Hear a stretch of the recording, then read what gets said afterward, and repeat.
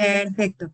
Voy a cerrar mi cámara para que la calidad del internet, pues, si nos llega a fallar, pues esto no interfiera aún más. Yo esperaría que no. Y al finalizar, al momento de que terminemos toda la presentación, la vuelvo a prender para poder responder preguntas y respuestas. Pueden poner sus preguntas en el chat. En el momento en que estoy presentando no me es posible revisarlas. Sin embargo, Dave o Mayra, quien esté conectado de INVE y me quiere interrumpir durante la sesión para preguntar algo puntual, con muchísimo gusto lo pueden hacer o lo dejamos al final de la sesión. No tengo ningún problema. Cualquiera de las dos está perfecto.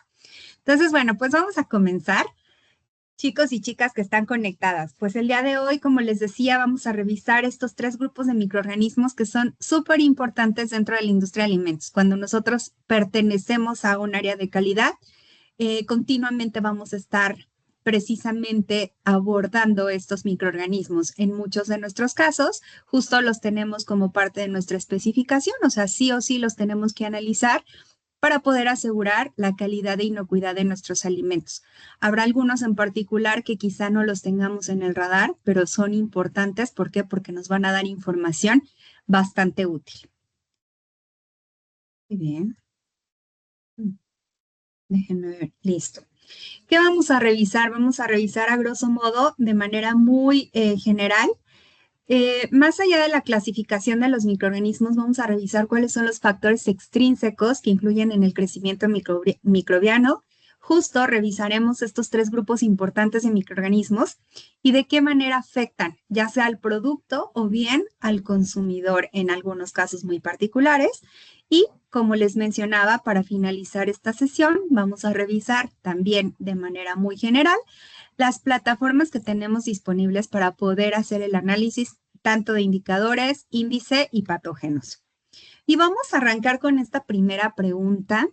De repente me gusta que sea interactivo, pero ahora somos muchos, entonces puede ser complicado. Así es que ahora me voy a limitar a no preguntar, pero bueno, ¿qué es la microbiología? Cuando hablamos de este concepto, pues automáticamente pensamos micro, algo diminuto, chiquitito, que no podemos ver a simple vista y que necesitamos sí o sí, pues de medios de cultivo específicos, de una tinción de Gram, un microscopio y vaya, necesitamos de equipos pues adicionales para poder observar microscópicamente a estos microorganismos que bueno, a simple vista no los vemos, pero si están presentes en el alimento, pues inclusive podrían causar muerte en personas vulnerables, sobre todo hablando de microorganismos patógenos.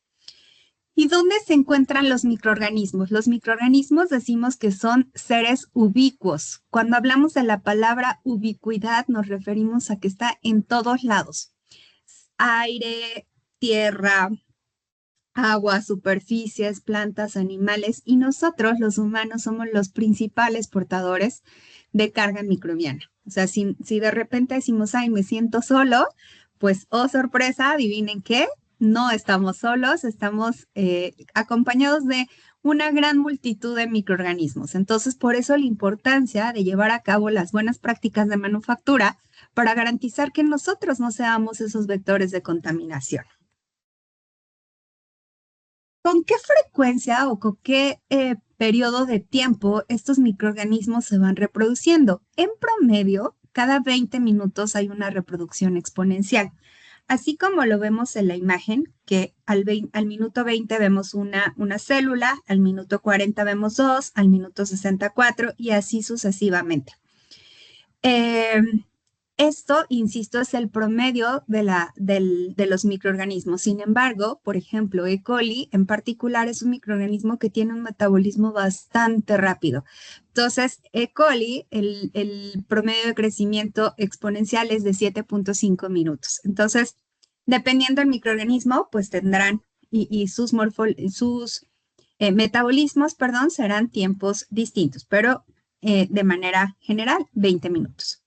Ahora bien, ¿por qué es importante conocer estos factores de crecimiento? Porque de estos dependerá que nuestro microorganismo se desarrolle de la mejor manera y podamos visualizarlo a través de nuestros métodos que estamos o que vamos a utilizar. Estos son los factores y vamos a revisar a detalle cada uno de ellos y por qué es importante precisamente tomar en cuenta cada uno de estos factores de crecimiento. Vamos a comenzar con el pH. Cuando nosotros hablamos de pH, generalmente pensamos, ay, productos con pH ácido es muy difícil que crezcan microorganismos. Hace unos años podríamos pensar que difícilmente los gram negativos podrían crecer, pero sorpresa, una salmonela creció en un jugo de naranja que tenía un pH de 2.8. Entonces aquí la historia va cambiando también con respecto a cómo se van adaptando los microorganismos. Sin embargo, en la bibliografía tenemos precisamente esta categorización con base a el pH que pueda tener nuestro alimento y vamos a clasificar en acidófilos cuando crecen entre un pH de 1 a 5, neutrófilos de pHs de 5.5 a 8.5 y alcalófilos pHs arriba de 9. ¿Cuál es un ejemplo claro de un alcalófilo? ¿En qué producto puede crecer un alcalófilo? Puede ser, por ejemplo, en una tortilla de maíz. Eh, los hongos pueden crecer en pHs alcalinos y justo un ejemplo claro o clásico es la tortilla. Si por ahí decíamos, ¿qué producto puede tener un pH tan alto? Pues la tortilla.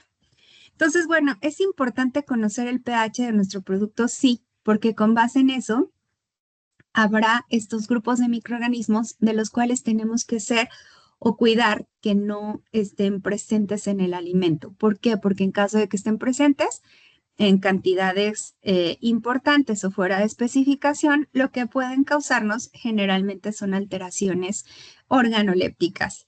Entonces, bueno, pues por eso la importancia. Y aquí voy a hacer un breve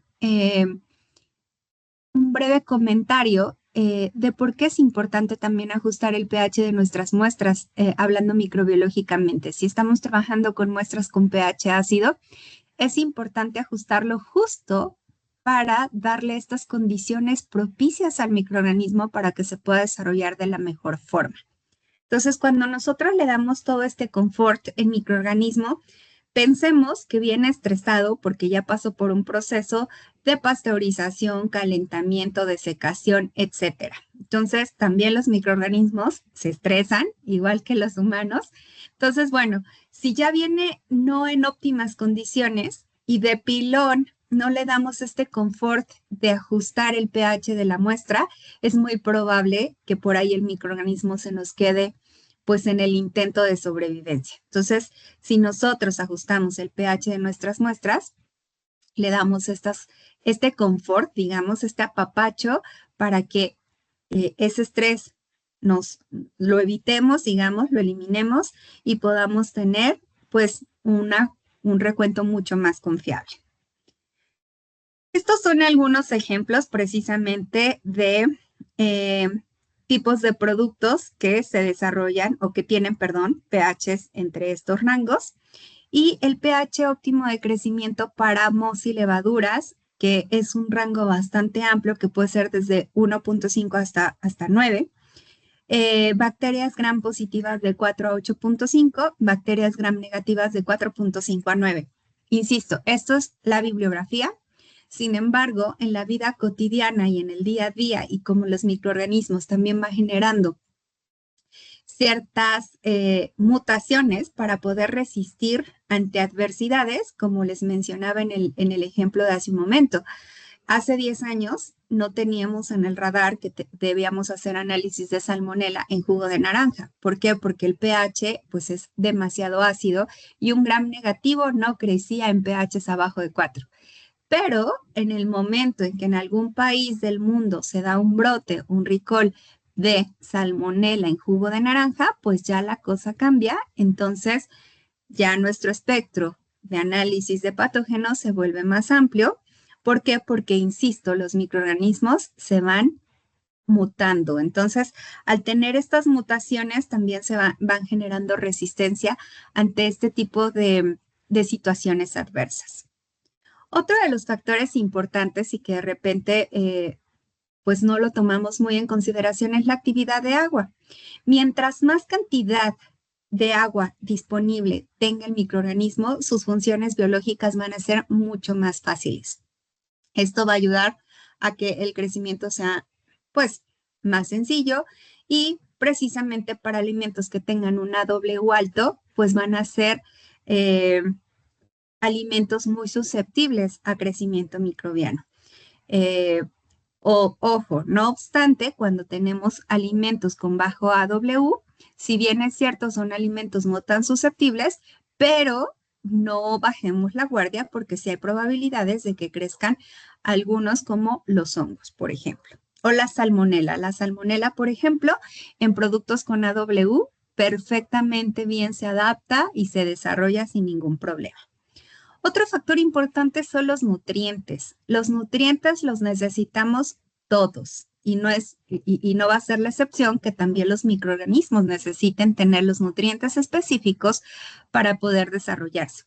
Habrá algunos que necesitan mayor cantidad de carbohidratos que otros necesiten oxígeno, otros no necesiten oxígeno, unos requieran de minerales, etcétera. Entonces, bueno, dependiendo del tipo de microorganismo, vamos a saber o con base al análisis o al microorganismo que debemos de determinar o analizar, necesitamos tener el método apropiado. Porque si yo quiero un análisis de bacterias acidolácticas, pues no voy a utilizar un medio o un medio cuenta estándar e incubar esas placas en anaerobiosis porque pues yo sé que estas bacterias requieren de anaerobiosis. No, necesito saber cuáles son sus fuentes o sus nutrientes esenciales para que puedan desarrollarse. Otro factor importante y que justo este es un punto crítico en la mayoría de nuestros procesos, y no es que en todos los procesos de la industria de alimentos, la temperatura, pues también juega un papel crucial dentro del crecimiento de los microorganismos, porque dependiendo de la temperatura, habrá microorganismos que se desarrollen mucho más fácil que a ciertas temperaturas. Entonces, vamos a revisar esta categorización con base a las temperaturas de crecimiento. Y en primer lugar tenemos a los mesófilos o a los termófilos. Estos se desarrollan entre 25 y 80 grados centígrados con una temperatura óptima entre 50 y 60. Si hacemos un promedio de 50 más 60 y sacamos precisamente la media, pues son 55 grados centígrados. ¿A qué nos refiere esta temperatura? Justo a los que estamos aquí conectados, por ahí vi conectada Fe.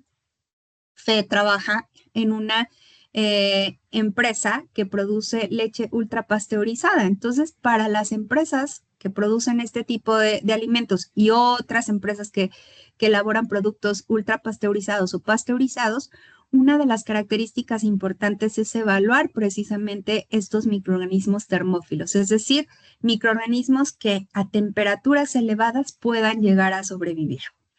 Los mesófilos aerobios son los de rigor, son los que generalmente estamos muy involucrados con ellos. ¿Por qué? Porque van a ser microorganismos que se desarrollen en una temperatura entre 20 a 40. Óptimamente, pues, o la mayoría de las veces incubamos a 32, 35 grados centígrados y son en la mayoría, o sea, de todos estos grupos de microorganismos, la gran mayoría crecen a estas temperaturas. Sin embargo, hay algunos que son muy quisquillosos. No sé si esta palabra para países de Centroamérica pueda ser lo mismo que para mi país. Ser quisquilloso es como que muy estricto en cuestión de sus temperaturas de crecimiento. Y estos son los cicrófilos, que se desarrollan a una temperatura de menos 5 y 30 grados centígrados, siendo la óptima de 10 a 20, que igual si sacamos un promedio, 15 grados centígrados es una temperatura óptima para que puedan desarrollarse estos microorganismos. Generalmente están asociados con leche fresca o productos que tengan que ser refrigerados, o sea que su cadena de almacenamiento tenga que ser en refrigeración y que se desarrollan a temperaturas bajas. Entonces, hay microorganismos que pueden sobrevivir inclusive a temperaturas de congelación. Por ejemplo, una listeria le encanta estar en zonas frías, le gusta mucho estar en zonas frías. Pero si nosotros pensamos, bueno, voy a congelar y congelando elimino la presencia de un patógeno, ¿qué creen? Que no es así. Así no funciona la cosa. Se mantienen, sí, no hay una reproducción, pero se mantienen en stand-by. Otro de los factores importantes es precisamente conocer cuál es la curva de crecimiento microbiano, qué fase o qué significado tiene cada una de las fases de esta curva. Si nos damos cuenta, pues es como, no sé si leyeron en algún momento El Principito y El Principito por ahí hace mención de un elefante. Entonces, bueno, a mí me da la impresión como de esta boa que se come un elefante. Entonces, empezamos por la fase lag. La fase lag significa o es la fase en donde los microorganismos se van a adaptar a todas las condiciones a las cuales los estamos sometiendo. Es decir, están buscando que los nutrientes sean los adecuados, que la temperatura pues sea la que les ayuda para sentirse mejor y desarrollarse, que el pH esté lo más cercano a la neutralidad. Vaya, todos los factores que hemos mencionado a lo largo de la presentación. Entonces ahí es una fase de adaptación. Cuando se adaptan, es como cuando nosotros llegamos quizá a una fiesta y no conocemos a nadie, entonces comenzamos a platicar y adaptarnos en el ambiente, pero bueno, ya cuando nos sentimos como pues en el agua, comienza un crecimiento exponencial. Este crecimiento exponencial precisamente es la fase logarítmica. Denme oportunidad, en la fase logarítmica, es decir, ya me adapté como microorganismo, ya encontré todo lo que necesito, me siento confortable, perfecto, pues empieza mi metabolismo y comienzo a reproducirme de manera exponencial, como lo vimos en imágenes pasadas. Pero llega un momento en donde ya queda satisfecho, dice, ya comí lo suficiente, ya tuve todas las condiciones propicias y se queda en una fase en stand-by, que le llamamos fase estacionaria, es decir, ya no se reproduce de manera exponencial, se queda, digamos, pues en esa misma condición y posteriormente llega la muerte. Esta curva me gusta mucho porque justo refleja la importancia de respetar los tiempos de incubación. Cuando hablamos de la muerte, de esta fase tan importante que es la muerte, justo aquí hacemos referencia al tiempo máximo que una placa o un microorganismo puede estar incubado. Si nosotros lo dejamos más tiempo, pues en realidad ya no tendría sentido porque justo pues ya estamos en la fase de muerte y bueno, inclusive podríamos tener hasta falsos positivos o una cuestión de ese tipo. Muy bien. La clasificación de los alimentos con base a su riesgo microbiológico, con base en lo que hemos platicado en estos minutos, pues vamos a tener alimentos de alto riesgo y de bajo riesgo. ¿Cuáles serán aquellos alimentos que tengan menor riesgo microbiológico? Pues los que tengan una W bajo, ya dijimos, pHs ácidos, pero pues tampoco es que pH ácido sinónimo de no crecimiento de patógenos, por ejemplo, ya nos dimos cuenta que no, pero digamos que coadyuva a que no haya un desarrollo tan prolífero como aquellos productos que tengan una AW alto, un pH neutro, nutrientes esenciales, etcétera. Y bueno, ¿por qué es importante precisamente el análisis de microorganismos o el análisis microbiano en nuestra área de control de calidad? Bueno, por muchas razones. Uno, pues para controlar o garantizar la calidad e inocuidad de nuestros productos, para cumplir con regulaciones internas y externas, es decir, con las regulaciones propias de mi país y si exporto, pues la cosa se pone un poquito más complicada, bueno, no digamos complicada, nos exigen parámetros más estrictos, entonces también lo hacemos pues por esa razón. Pero también porque de repente tenemos microorganismos deseables y bueno, los microorganismos que no queremos que estén presentes en nuestro alimento.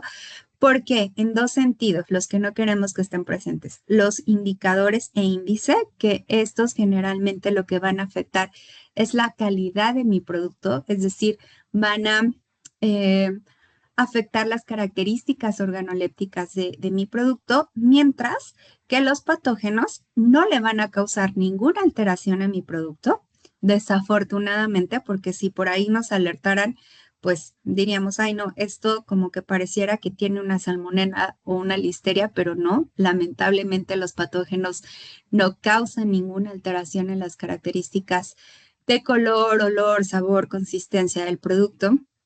Pero al estar presentes, como bien hemos mencionado, este grupo de patógenos, pues inclusive puede generar muertes en personas de grupos vulnerables que los vamos a revisar más adelante. Y bueno, cuando queremos tener microorganismos deseables, pues son aquellos microorganismos que son necesarios para el proceso. O sea, por ejemplo, eh,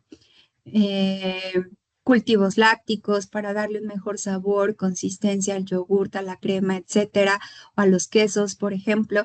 Eh, la Saccharomyces cerevisiae, perdón, Saccharomyces cerevisiae es una levadura que nos sirve mucho para procesos, por ejemplo, como la cerveza, para darle también este saborcito especial. En el caso del pan, pues para que sea un pan esponjoso. Entonces, bueno, ¿todos los microorganismos son malvados? No, hay unos que son bastante buenos y que agradecemos que estén presentes en nuestras vidas porque gracias a ello, pues nuestros procesos son más eficientes, nuestros productos tienen un sabor característico muy particular, una consistencia, etcétera. Muy bien, hasta aquí todo bien. ¿Hay alguna pregunta en el chat? Vamos bien. Si pueden también interactuar, creo que tienen manera de interactuar con su manita arriba, o sea, poniendo el dedito arriba, para saber que seguimos todos aquí. Sí, tenemos un par de preguntas. Ah, ¿Te parece que en este pedazo, pues, las que ya están, vamos a ver, tengo una que es un poquito más larga que dice, ¿se puede hacer una prueba de supervivencia de microorganismos en determinados productos? Por ejemplo, ¿existen ocasiones en que en un análisis inicial se detecta la presencia de algún microorganismo, pero pasado un tiempo ya no es detectable? ¿Puede ser por lo que comenta el pH del producto? Esa es una pregunta. La otra es, ¿se podría hacer una prueba de supervivencia para comprobar esto? Todos juntos. Eh, Me parece que eso está relacionado. Yo lo relacionaría con la vida de anaquel. Justamente, una prueba importante que hacemos en nuestro producto para garantizar cuánto tiempo va a estar disponible y en perfectas condiciones en el anaquel es precisamente esta vida útil. Entonces, yo lo asocio, esta pregunta, sí, sí se puede, y es a través de nuestras pruebas de vida de anaquel. Es importante, con base al tipo de alimento, pues revisar cuáles son las especificaciones que, ya sea el Reglamento Técnico Centroamericano o si estamos ocupando alguna otra norma, nos pide, y con base a eso tenemos que hacer este análisis, sobre todo con aquellos microorganismos deteriorantes. Háblese de hongos y levaduras, carga de mesófilos aerobios, bacterias acidolácticas. Muchas veces las bacterias acidolácticas no las tenemos en el radar. Tristemente no es un microorganismo o un grupo de microorganismos que estén considerados, pero vieran que eso nos ayuda un montón en vida de anaquel. ¿Por qué? Porque las bacterias acidolácticas nos pueden generar que nuestros empaques se inflen, por ejemplo, o que formen una lechosidad, sobre todo en empaques, en productos empacados al alto vacío. Ujú. Esa sería la respuesta de ella. Gracias. Tengo otra de ¿cómo se determina experimentalmente la actividad del agua en un alimento? ¿Cómo se determina experimentalmente? Hay métodos, son métodos físico-químicos eh, que existen precisamente para saber cuál es la cantidad de agua disponible. Eh, Hay laboratorios, generalmente los laboratorios de tercería, donde mandamos a hacer nuestros análisis microbiológicos precisamente a laboratorios certificados. Estos mismos laboratorios tienen un área de físico-químico. Entonces, si ustedes no tienen pues los equipos y la infraestructura necesaria para hacer este tipo de análisis, pueden mandar su muestra, sus muestras de los que quieran saber cuál es la actividad de agua que tiene su producto en particular, y ellos podrían analizarlas y darles ese resultado. Gracias. Y tenemos a Pablo Morales con la mano levantada y ya te activé el micrófono. ¿Podrías probar? Oh, o era, O era para ya decir bajó que la todo manita. está bien. Ok, entonces esas eran las preguntas que tenía hasta el momento y Perfecto. pues seguimos. Perfecto, pues seguimos entonces. Muchas gracias por sus preguntas y su participación. Entonces, como mencionaba, justo en esta parte de las fuentes de contaminación y que hacía mención de los humanos, que somos una fuente importante y vectores que, bueno, pues entramos, salimos de la planta. Por eso la importancia, uno dice, ay, ¿por qué tanto relajo de pasar por una aduana, lavarme las botas, pasarme un rodillo quitapelusas? Pues precisamente, ¿por qué? Porque nosotros somos una parte importante de vector de contaminación que puede ingresar una carga de microorganismos, pues relevante. Entonces, justo aunado con esto, más allá de de todos estos procesos que debemos de llevar a cabo, como pasar aduanas para garantizar que pues pasamos lo más limpio posible. Y internamente, ya en la operación, pues es importante lavarnos pues con cierta periodicidad las manos. Tiene que ser un lavado de manos con base a la Organización Mundial de la Salud, que bueno, pues nos especifica ciertas condiciones de tiempo, temperatura de agua, el tipo de jabón, con la finalidad pues de garantizar que bueno, no seamos este vector de contaminación. Eh, Evita ropa sucia, o sea, cada vez, o más bien, cada día tenemos que ingresar con un uniforme limpio. No podemos utilizar el uniforme que usamos ayer para hoy y mañana y el resto de la semana. Si estamos, por ejemplo, si alguno de los operadores está enfermo de las vías respiratorias o tiene una problemática en la piel, es importante revisarlo. ¿Por qué? Porque si ese operador está en contacto directo, ya sea con materia prima o el producto terminado, pues ahí va a ser fácilmente va a ser un vector de un Staphylococcus aureus, un Staphylococcus epidermis. Entonces, pues tendríamos que removerlo de esa área para áreas en donde no esté en contacto directo ni con materia prima, ni con producto terminado, ni empaque. Muy bien.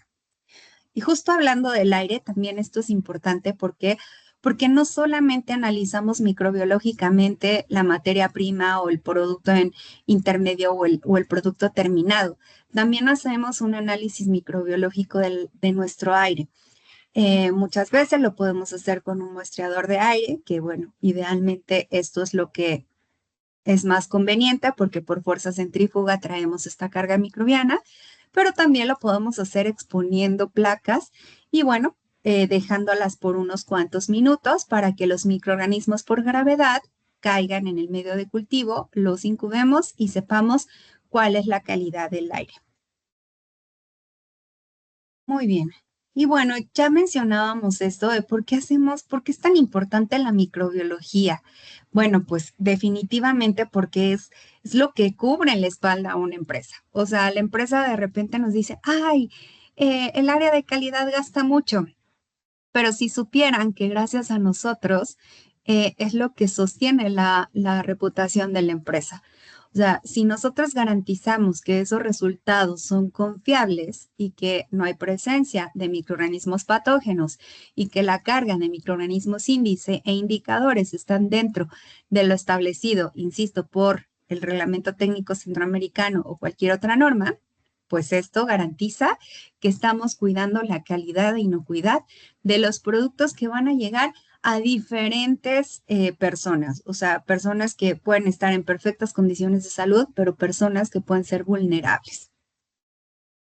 Y bueno, vamos a entrar justo precisamente en la importancia que tiene cada uno de estos microorganismos. ¿Por qué analizamos una cuenta de mesófilos aerobios? ¿Qué información me va a dar?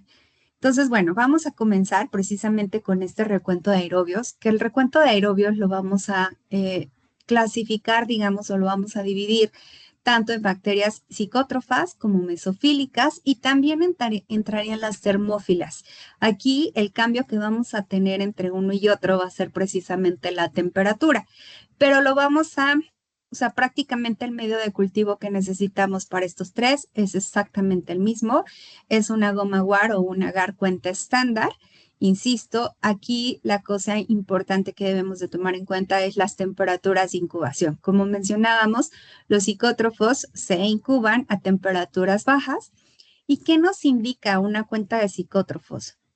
Son indicadores de vida de anaquel y nos pueden dar la pauta para una descomposición alimenticia. Entonces, justo aunado a la pregunta que nos hicieron hace un momento, pues también las bacterias psicótrofas, cuando estamos trabajando o nuestros productos que estamos elaborando deben de ir a temperatura de refrigeración, sí o sí debemos de tomar en cuenta el análisis de este tipo de microorganismos. Los mesófilos, como mencionaba hace un momento, que son los que de manera cotidiana trabajamos con ellos y analizamos, y que los incubamos a 35 más menos 2 grados centígrados, estos mesófilos nos indican prácticas sanitarias deficientes. Cuando tenemos una carga importante de mesófilos aerobios, pues algo no estamos haciendo bien. O sea, y tendríamos que hacer una evaluación desde el tipo de agua que está ingresando al proceso. Probablemente, si es un agua de pozo, a lo mejor venga con una carga microbiana. Quizá también nos pueda decir que los sanitizantes o desinfectantes que estamos utilizando no son los más apropiados. Entonces, nos indican prácticas sanitarias, procedimientos de sanitización deficientes. Y los termófilos, pues precisamente estos lo que nos van a indicar es si por ahí algo de nuestro proceso, ya sea de pasteurización o ultrapasteurización, está fallando, pues lo vamos a ver reflejado con el crecimiento de microorganismos a temperaturas altas.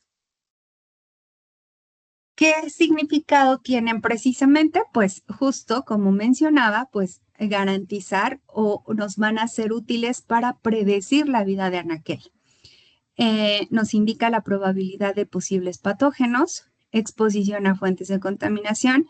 Hay que seguir fases de nuestros procesos o de nuestras operaciones unitarias en el proceso. Puede ser también alguna condición de almacenamiento, transporte o comercialización, seguimientos a procesos germicidas, es decir, garantizar y validar que los desinfectantes que estamos utilizando pues verdaderamente sean eficientes o tengamos que hacer una rotación. Y la calidad de las materias primas. Dependiendo del número de logaritmos que tenga nuestra carga microbiana, va a tener un significado importante. Es decir, a mayor cantidad de ceritos que nosotros cuantifiquemos en nuestra carga de mesófilos aerobios, sobre todo, esto está muy relacionado a mesófilos aerobios, dependiendo, insisto, del número de logaritmos, vamos a tener afectaciones en nuestro producto. Si nos damos cuenta, de 0 a 6, pues vamos a tener afectaciones bajas, intermedias y altas. Quizá no lo vamos a ver muy perceptible en cambios característicos o cambios organolépticos, pero en el momento en que nuestras cuentas se elevan significativamente, es decir, más de 10 millones de unidades formadoras de colonia, ya empezamos a notar, pues, visiblemente un deterioro en el alimento, malos olores, mucosidades, saturación, etc. Bueno, justo hablando de los psicótrofos, platicando un poquito más y para que los conozcamos, si es que no los teníamos en el radar, son organismos que se producen en crecimientos visibles de 1 a 7 grados centígrados dentro de los 7 a 10 días. De hecho, pues sí, efectivamente su metabolismo es lento. ¿Por qué? Porque, bueno, pues también las bajas temperaturas, hasta cierta manera, pues también dificultan el desarrollo. Pueden ser bacilos o cocos, pueden ser gram positivos o gram negativos, aerobios o anaerobios facultativos. Cuando hablamos de anaerobios o aerobios facultativos, se refieren que pueden crecer con o sin presencia de oxígeno. Producen enzimas proteolíticas y lipolíticas. Cuando producen este tipo de enzimas, pueden causar una afectación en las características organolépticas. Esto es muy importante. ¿Por qué? Porque por ejemplo, en la leche pueden causar eh, pueden separar las fases de la leche. O sea, vamos abrimos el empaque y cuando vemos una separación, pues puede ser por este tipo de microorganismos. ¿Qué nos indican? Pues actúan como indicador sanitario, sobre todo en la industria láctea. Háblese de leche, helado, crema, etcétera. Su presencia puede indicar contaminación por materiales sucios. Sirve para evaluar la calidad de la leche refrigerada y alimentos que están refrigerados. Y su presencia es un indicativo de contaminación post-pasteurización. Entonces, esto nos indica a los psicótrofos, por eso la importancia del análisis de los mismos, sobre todo, insisto, en productos lácteos, pero también puede ser en productos que estén refrigerados, o sea, puede ser una carne, inclusive algún embutido, etcétera. También tenemos a los coliformes, que pertenece al grupo de los microorganismos índice, al igual que los psicótrofos y los mesófilos. Los coliformes son bacterias anaerobias o aerobias facultativas, por eso inclusive en el método tradicional le ponemos 2 capas de medio de cultivo precisamente para, digamos, eliminar la mayor cantidad de oxígeno posible, pero pues ellas crecen perfectamente en esas condiciones. Son bacilos gram negativos, no esporulados, fermentan lactosa en 48 horas con producción de ácido láctico y gas. Y tenemos también a los coliformes fecales. Sobre todo coliformes fecales lo analizamos o es muy común analizar el agua de proceso. Son bacilos gram negativos. Estos, a diferencia de los coliformes que se desarrollan perfectamente a temperatura de 35 grados centígrados, estos se desarrollan a 44.5 grados centígrados.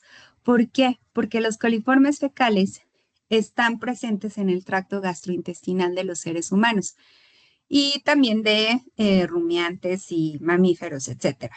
¿Cuál es la temperatura que tenemos en el interior de nuestro estómago, o sea, en nuestros intestinos y todo esto? 44.5 grados centígrados. Entonces, la ciencia no engaña, ¿no? Por eso es que es la temperatura idónea a la cual se van a desarrollar este tipo de microorganismos. Difieren de los totales ya que son más resistentes al medio ambiente y también a los agentes químicos y bueno, pues a la temperatura. Los coliformes totales no van a crecer a 44.5 a diferencia de los fecales. También tenemos la E. coli, que ya es un grupo, pero sigue perteneciendo al grupo de los microorganismos indicadores, está como entre indicadores e índice también. Índice, ¿por qué? Porque pertenece al grupo de las enterobacterias.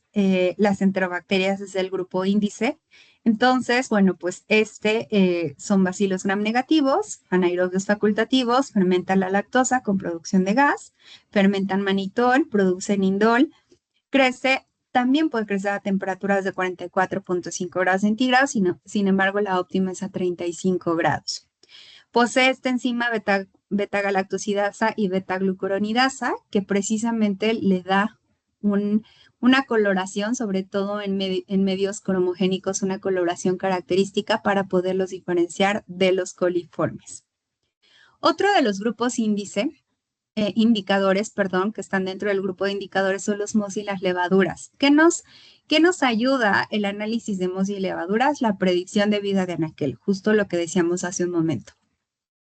Y con esto, pues, evaluamos si hay o no hay condiciones propicias para una descomposición alimentaria. También, como les mencionaba, otro de los microorganismos que son importantes y que son deteriorantes son las bacterias acidolácticas. Estas transforman azúcares y carbohidratos de los alimentos en ácido láctico mediante un proceso de fermentación. ¿Qué va a producir las bacterias acidolácticas? Que haya una baja en el pH del producto, o sea, que haya una reducción de pH del alimento y por lo tanto va a cambiar las características organolépticas nutricionales y de conservación. Entonces, ¿cómo podemos? Estas son imágenes que encontré en la red de lo que nos puede causar o las afectaciones que puede causar las bacterias acidolácticas. En el caso, por ejemplo, de este yogur, si nos damos cuenta, pues se ve como granuloso. Esto es debido a la presencia de este tipo de microorganismos que, como les mencionaba, pues hacen o causan una afectación, ya sea en la textura, eh, en el olor, sabor, etcétera. Y por ejemplo, en productos empacados al alto vacío, como estos microorganismos pueden producir gas, entonces lo que van a generar es inflar los empaques.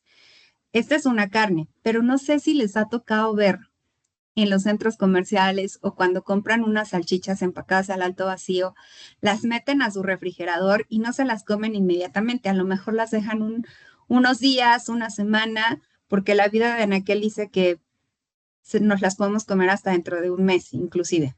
Pero resulta que a los 15 días el empaque ya está inflado y tiene una lechosidad blanca.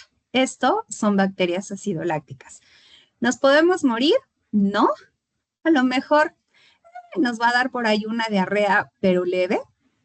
Sin embargo, pues nosotros como consumidores nos quedamos con esa sensación de, ay, qué raro que esta marca tenga esta lechosidad, mientras que marca Jet no la tenga. Entonces, es más bien como el aspecto eh, que le pueda dar al producto. Y bueno, el aspecto y sí en muchas ocasiones el cambio de sabor que le pueda dar. Inclusive, hay algunas industrias o algunos alimentos que sí es importante saber si son bacterias acidolácticas homo o heterofermentativas.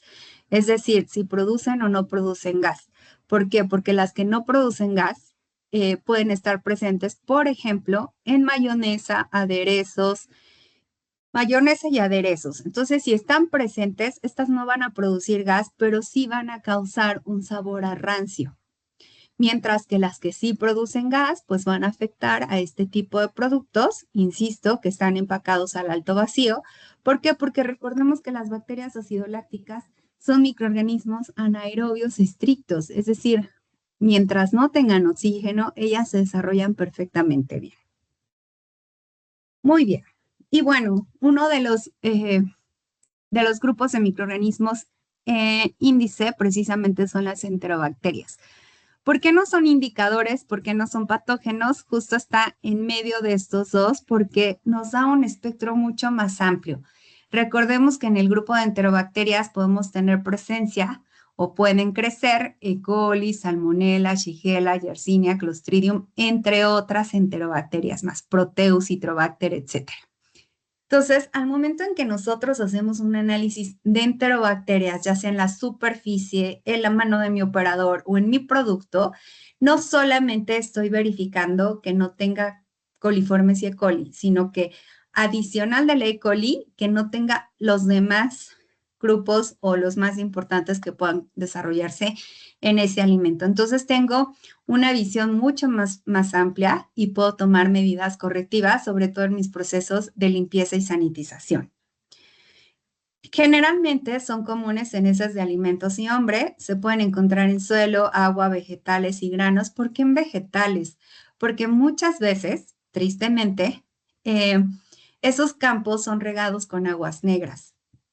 Entonces, bueno, muy seguramente hay presencia de enterobacterias e inclusive podemos llegar a tener presencia de E. coli 157H7, lamentablemente. Son termolábiles, por lo que su presencia puede indicar contaminación después del proceso de calor y son indicadores de contaminación post-pasteurización. Otro de los microorganismos que pertenecen a este grupo de índices es el Staphylococcus aureus. ¿Por qué? Porque si bien es cierto, el Staphylococcus tampoco nos va a matar, sí nos la vamos a pasar mal por un buen rato y en periodos muy cortos. De hecho, hagan memoria a lo largo de su vida, si les ha pasado que comieron algo y en cuestión de una hora, máximo 2 horas, ya están en el baño, pasándola pues con dolor estomacal, con diarrea o vómito. Cuando tenemos este efecto es muy seguramente por una contaminación importante de Staphylococcus aureus, pero más allá de los estafilococos, también recordemos que este microorganismo produce toxinas. Entonces, cuando los microorganismos son productores de toxinas, ahí la cosa se vuelve más complicada. ¿Por qué? Porque las toxinas son termoresistentes. Entonces, puede que el estafilococo se nos haya muerto con la temperatura, pero sobrevivió la toxina. Entonces, lo que nos genera este daño es la toxina estafilocóxica. Entonces, bueno, ¿por qué precisamente debemos de cuidar o más bien qué nos indica la presencia de Staphylococcus aureus? Bueno, lo importante es que, como les mencionaba, es un microorganismo que produce toxinas. Las toxinas son termoestables. Nos ayudan a evaluar prácticas sanitarias de manipulación. Generalmente, estos productos que tienen una carga importante de toxina estafilocóxica o de Staphylococcus aureus es porque fue trabajado o manipulado, pues, pues justo con las manos del operador, y si no se las lavó, y si se secó el sudor, y si estornudó, y si estaba llorando, pues imagínense toda la carga ahí potencializada. También sirve para evaluar la temperatura de almacenamiento de alimentos procesados. Y bueno, vamos a entrar a nuestro último grupo, que son los microorganismos patógenos, que bueno, pues insisto, como parte del área de calidad, nosotros nos encargamos de hacer el análisis de estos 3 grupos importantes. Y ya nos dimos cuenta que cada grupo tiene pues una particularidad y una razón de análisis. Entonces, bueno, vamos a comenzar por saber qué son las ETAs. Cuando escuchamos este concepto, pues automáticamente pensamos en enfermedades transmitidas por alimentos. ¿Por todos los alimentos? Bueno, los alimentos que estén contaminados con una carga, una dosis importante de los microorganismos antes mencionados, que si bien nos va a causar una afectación estomacal, diarrea, vómito, pero no nos vamos a morir. O sea, no nos vamos a morir porque haya bacterias acidolácticas, porque, pues por comernos un hongo o una levadura. O sea, vaya, eso digamos que nos deja un poquito más tranquilos, pero sí va a afectar, como les mencionaba, las características de mi alimento. Sin embargo, en esto o los microorganismos relacionados principalmente a las setas, pues son los patógenos. Y recordemos que hay un grupo, sobre todo un grupo vulnerable, que debemos de cuidar mucho y garantizar que todos nuestros alimentos sean inocuos para que este grupo y los que no pertenezcan también a este grupo, pues no se enfermen y no se enfermen de una gravedad pues importante. Inclusive pues podemos llegar a tener muertes de personas eh, por microorganismos patógenos. Entonces, ¿cuáles son estos grupos vulnerables? Mujeres embarazadas, bebés y niños menores de 5 años. ¿Por qué menores de 5 años y no menores de 3 o menores de 7 años? Este dato es interesante porque a partir de los 5 años, los seres humanos vamos produciendo ácidos gástricos. Menos de esta edad no producimos estos ácidos gástricos, por lo tanto somos vulnerables porque entra el microorganismo y no hay estos ácidos que puedan pues afectarlo, ¿no? O aniquilarlo al momento que entra a nuestro estómago. Entonces, por eso esa edad es crucial. Personas de la tercera edad, personas con sistema inmunocomprometido, es decir, que tengan enfermedades como cáncer, diabetes, entre otras. Y en mujeres embarazadas, específicamente, Listeria monocytogenes es uno de los patógenos mm, más impactantes en este grupo o en estas personas de este grupo vulnerable. Las mujeres embarazadas que consumen un alimento que tenga una dosis importante de listeria, pues pueden perder al bebé, es aborto inmediato y también la vida de la mamá corre peligro. Estos son algunos datos del CDC. Es importante mencionar que afortunadamente Estados Unidos sí tiene este centro que se encarga de llevar a cabo toda la trazabilidad de enfermedades transmitidas por alimentos. Lastimosamente en Latinoamérica no hemos llegado a este grado. Eh, Generalmente nos enfermamos del estómago y pues nos tomamos un té o cualquier remedio de la abuelita y no hacemos lo que deberíamos de hacer, de ir al doctor, hacernos un copro, llevar los resultados al médico, si nos da antibiótico, cumplir con los tiempos de la toma del antibiótico. O sea, tristemente no lo hacemos. Por eso es que lastimosamente no tenemos datos, pues, de esta índole.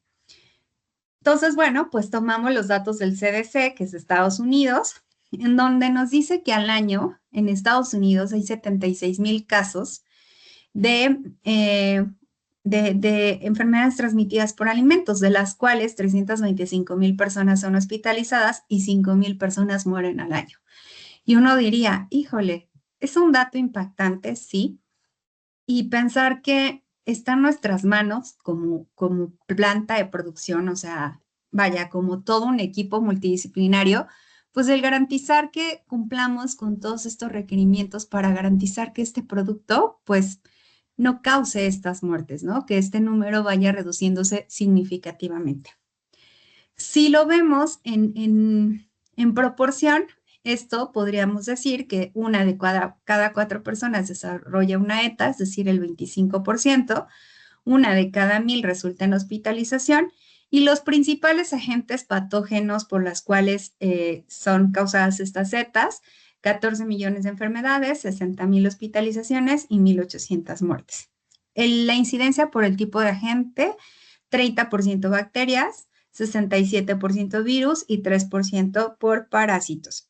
Y más allá de la enfermedad, que bueno, por supuesto no queremos que nuestros consumidores se enfermen y mucho menos que mueran, también el costo cuando las personas se enferman del estómago, pues tienen que faltar a sus trabajos. Entonces, esto trae una pérdida en productividad, salarios y gastos médicos que oscilan desde los 6,5 hasta los 35,000 millones de dólares al año.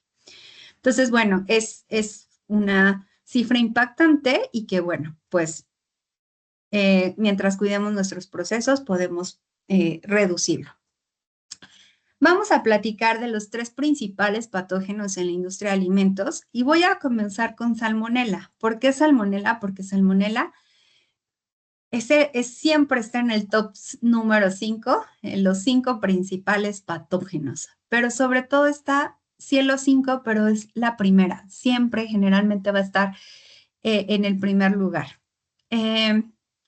Salmonella, hay una gran cantidad de brotes, inclusive si nosotros ahorita entramos a la FDA y hacemos una búsqueda exhaustiva, Salmonella va a ser, insisto, el patógeno más comúnmente encontrado. Pero ojo, aunque mayormente se ha encontrado Salmonella o hay mayor información de recalls de Salmonella, no es el microorganismo que produce mayor mortalidad. Más adelante les diré cuál es el que sí. No hay pocos casos en relación a Salmonella y otros patógenos, pero el índice de mortalidad es muy alto. Bueno, ¿qué produce la Salmonella? Salmonelosis. Esta afectación está asociada a un síndrome gastroentérico febril. El rango de la temperatura para crecimiento o la zona de riesgo en la cual nos encontramos y que puede estar presente la salmonela puede ser de 5 a 45 o 46 grados centígrados. Arriba de 60 grados centígrados ya no la vamos a encontrar, por eso es que en los procesos de pasteurización, que son a 72 grados centígrados, pues ahí garantizamos que las salmonelas, las listerias, las E. coli 157 ya no van a sobrevivir. Pero algo importante es que sobrevive a temperaturas de congelación. Es decir, está presente, congelamos el producto, pensamos que se va a morir y, oh sorpresa, va a estar vivita y coleando al momento en que hagamos una descongelación de ese producto. Es comúnmente encontrado en el tracto gastrointestinal de animales y humanos. El periodo de incubación puede ser a partir de 6 horas hasta las 72 horas después de haber hecho la ingesta. Está fácil, digamos, decir, bueno, que recordar que comimos hace 3 días, todavía está fácil, pero oh sorpresa, con la listeria no pasa lo mismo. Vamos a ver más adelante cuál es su periodo de incubación. Y la duración de los síntomas puede ser de 2 a 3 días en personas no vulnerables. En personas vulnerables puede ser inclusive hasta una semana, 10 días. Y sí o sí tienen que ser tratada con antibióticos. Y bueno, la salmonelosis, ¿en qué alimentos pueden estar asociados? Antes pensábamos, o bueno, yo me acuerdo en la universidad, cuando hacíamos la prueba de salmonela, o sea, hacíamos toda la batería del método tradicional para hacer el análisis por salmonela. Y pues nos decían los maestros, traigan un alimento que sepan que tiene salmonela. Y pues automáticamente pensábamos pollo y derivados. Entonces llevábamos nuestro pollo crudo y pues ahí crecía bien bonita la salmonela. Pero sorpresa, otra sorpresa más. No, la salmonela solamente está en pollo y derivados. También la podemos encontrar en carne bovina, porcina, leche, camarones, pescados, tomates, melones, jugo de naranja, salsas y aderezos, manteca, postres, agua. Es decir, pues ya se ha diversificado también en el tipo de productos donde puede estar asociada. ¿Qué necesitamos para prevenir y controlar la salmonela? Bueno, básicamente la temperatura, cocinar correctamente los alimentos a temperaturas superiores de 60 grados centígrados, evitar el consumo de alimentos crudos o semicrudos. Aquí es importante para aquellos que les encanta comer carne, pues que inclusive se le esté saliendo o se esté viendo la sangrita, bueno, bajo su propio riesgo. ¿Por qué? Porque si no está bien cocida, pues ahí podemos tener una posible presencia de salmonela. Adecuado saneamiento ambiental, refrigeración adecuada y evitar el uso de huevos rotos, cascarados o sucios. Y vamos a hablar de otro patógeno que también es muy importante para nuestra industria. Bueno, dependiendo del tipo de industrias, sobre todo para la industria láctea, por ejemplo, la industria cárnica, el análisis de salmonela es importante. Este es un ejemplo de un recall que se dio hace algunos años en Estados Unidos y fue tan impactante porque afectó a diversos estados, valga la redundancia, de Estados Unidos. El impacto fue también muy importante porque los afectados fueron niños pequeñitos, niños que iban a estancias, o sea, como tipo guarderías, en donde pues parte de los alimentos que incluía su dieta, pues eran vasitos con melón cubicado, o sea, ya llevaban los vasitos con el melón hecho cubitos. Entonces, pues resulta que el melón estaba contaminado a Listeria monocytogenes. Eh, Lamentablemente murieron pues una cantidad importante de niños y cuando se hizo toda la trazabilidad para saber la causa raíz, pues resultó que un día antes habían cortado por ahí eh, carne y que esos cuchillos no los lavaron ni los desinfectaron. Entonces llegaron y con esos mismos cuchillos cortaron la fruta. Entonces, este dato también es importante porque sí, si bien es cierto, en el interior del melón, la pulpa, digamos, o el fruto es inocuo, pero al momento en que nosotros no hacemos un perfecto lavado y desinfección de la cáscara, que bueno, también el melón es un fruto bastante complejo por la cáscara que es rugosa, etcétera. O sea, si no se hace una perfecta desinfección y de pilón el insumo con el cual hicimos el corte está contaminado, pues ahí es donde se llevó a cabo esta contaminación cruzada. ¿Qué es lo que produce la listeria? Bueno, pues si la salmonela produce salmonelosis, la listeria produce listeriosis. Generalmente la listeria que nosotros estamos buscando en la industria de alimentos o la que causa afectaciones a la salud de los individuos es la listeria monocytogenes, seguida de la listeria inocua. Hay muy poquitos casos de listeria inocua, pero también puede causar una afectación en la salud de los individuos. Principales síntomas: fiebre repentina, dolor de cabeza, náuseas, vómito, delirio. Comúnmente es encontrado en aves de corral, animales domésticos, salvajes, agua, suelo, lácteos, entre otros. Periodo de incubación, como les mencionaba, en el caso de salmonela, está fácil recordar que comimos hace 3 días, pero para listeria son de 7 a 30 días después de la ingesta. Imagínense qué comimos, recordar que comimos hace un mes. Si hace una semana, yo creo que se nos podría complicar. Imagínense tener como esa trazabilidad de lo que comimos hace un mes. La transmisión puede ser por consumo de vegetales, carnes, productos lácteos contaminados. ¿Cómo vamos a prevenir a la listeria? Bueno, la baja AW en nuestros alimentos, pues esto ayuda significativamente, pero no solamente teniendo baja AW, habrá casos pues en donde o sea, por la naturaleza del producto, pues no podamos controlarlo. pHs inferiores a 4.5, evita su crecimiento, procesos térmicos adecuados, evitar una contaminación cruzada, como es el caso de los melones que les platiqué, un adecuado saneamiento ambiental y refrigeración adecuada. Y bueno, por último, dentro de esta primera, bueno, esta es la segunda fase de nuestra charla. Por último, vamos a revisar gastroenteritis. ¿Quién produce o cuál es el microorganismo por excelencia que produce la gastroenteritis? La E. coli 157H7.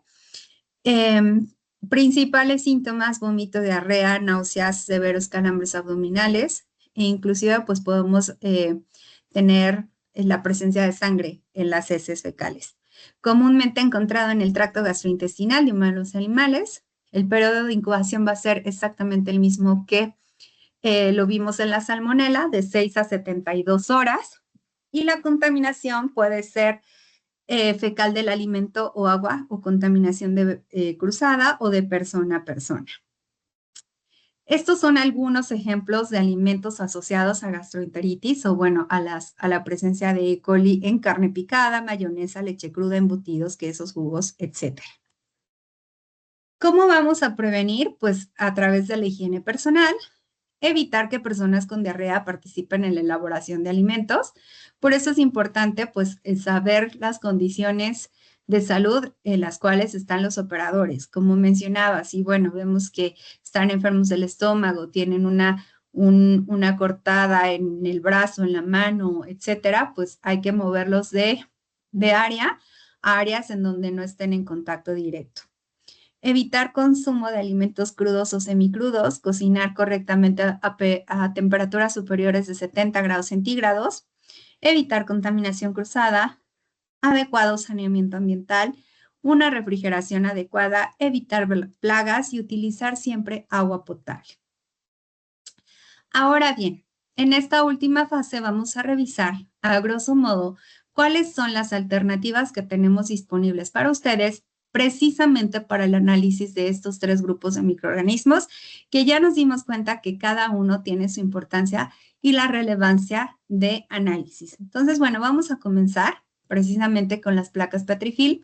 Estas placas son medios de cultivo deshidratados listas para utilizarse, que tienen como principal objetivo que ustedes como usuarios ya no tengan que preparar los medios de cultivo, ya los tienen inmersos en este formato, en donde están todos los nutrientes específicos para que el microorganismo se desarrolle de la mejor forma.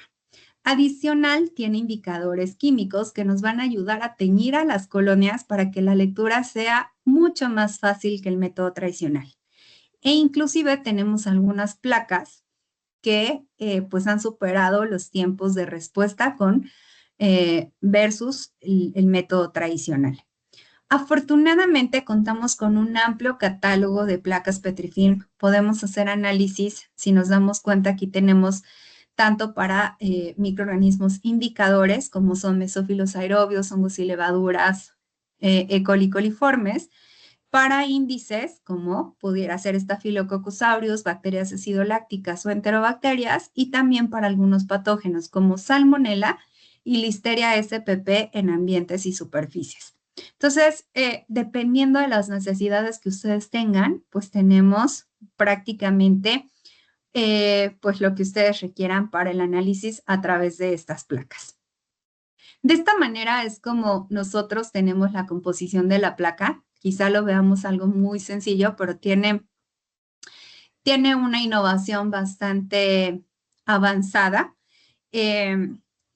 El papel plastificado con la cuadrícula impresa tiene un adhesivo, y en este adhesivo se encuentran precisamente los nutrientes, la goma guar, soluble en agua, precisamente para que los microorganismos se puedan desarrollar. En el caso muy particular de bacterias acidolácticas, esta película es completamente diferente a la de placas convencionales o al resto de las placas, porque esta tiene 7 películas, precisamente lo que nos va a garantizar que no haya presencia de oxígeno, porque como bien dijimos, este tipo de bacterias no necesita oxígeno para desarrollarse. Además de tener un secuestrante en el interior, es decir, dentro de todos estos nutrientes tiene un secuestrante de oxígeno. Entonces, con estas ambas características, o sea, con estas dos características, perdón, es que garantizamos la anaerobiosis en esta placa en particular. ¿Qué ventajas tenemos al momento de utilizar las placas? Bueno, básicamente que no necesitamos pues invertir nuestro tiempo en preparar los medios de cultivo, que tiene un proceso pues de un paso a paso importante. No sometemos a choque térmico la muestra, esto es algo súper importante. ¿Por qué? Porque vamos a mantener al microorganismo en perfectas condiciones. De repente, cuando trabajamos con el método tradicional y si se nos descompuso el baño María o no tenemos baño María, porque es costoso además, pues lo hacemos, el medio lo preparamos, lo esterilizamos, lo dejamos temperar y pues usamos el cachetómetro o el brazómetro para medir la temperatura, porque ya está estéril, no le podemos meter por ahí un termómetro. Entonces puede que esos 2 o 3 grados de diferencia sean importantísimos para que el microorganismo que ya venía estresado, pues lo aniquilemos. Entonces esto nos produce resultados no confiables. Lo que mencionaba, al tener indicadores químicos nos permite que las colonias se tiñan pues de un color característico y sea más fácil la identificación. Y también nos ayuda a dividir, por ejemplo, E. coli de un coliforme o un hongo de una levadura para estas placas duales. Las ventajas es que son compactas, apilables. Esto también reduce significativamente el uso de autoclave para su desecho. No es lo mismo en esta imagen que podemos ver del lado izquierdo. Es la misma cantidad de cajas y la misma cantidad de placas Petrifilm. Estas cajas necesitamos desecharlas pues, después de haber hecho la lectura y utilizar un autoclave. Estas plaquitas las podemos ir guardando y quizá una vez a la semana hacer el desecho de todas las placas que se hayan acumulado a lo largo de esa semana de trabajo. La calidad estandarizada, que es algo que nos ayuda precisamente para tener esta trazabilidad en caso de tener alguna situación. Aunado a estas placas Petrifilm, pues sabemos que contamos con el lector de placas automatizado, que definitivamente es una herramienta que nos ayuda a semiautomatizar el proceso. ¿Por qué? Porque nosotros visualmente ya no tendríamos que hacer la cuantificación de las colonias, automáticamente lo introducimos al equipo. Este equipo está cargado un software y en el software podemos tener la trazabilidad de las placas que leímos, los recuentos, fotografías, nos ayuda a generar gráficos, diferentes tipos de gráficos y reportes de manera inmediata. Entonces, bueno, pues el usar placas Petrifilm y tener este lector, pues nos ayuda de manera significativa, ya que nos reduce hasta en un 94% el tiempo de lectura. Es decir, si yo me tardo, por decir un dato, 2 horas en leer todos mis resultados después de tener los tiempos y temperaturas de incubación. Bueno, pues con el lector esas 2 horas se van a reducir prácticamente a 10 minutos. O sea, en 10 minutos yo voy a tener esos resultados y haciendo un clic en generar reporte, voy a generar mi reporte, puedo generar gráficos, incluir esos gráficos, etcétera. Estos son precisamente, esta es la pantalla principal donde siempre nos va a mostrar la imagen de la placa que está leyendo, los recuentos que tenemos. Si, por ejemplo, en la información que nos pide le pusimos la dilución, nos va a dar el recuento neto y el recuento multiplicado por la dilución. Y estos son los diferentes gráficos que nos puede generar el software.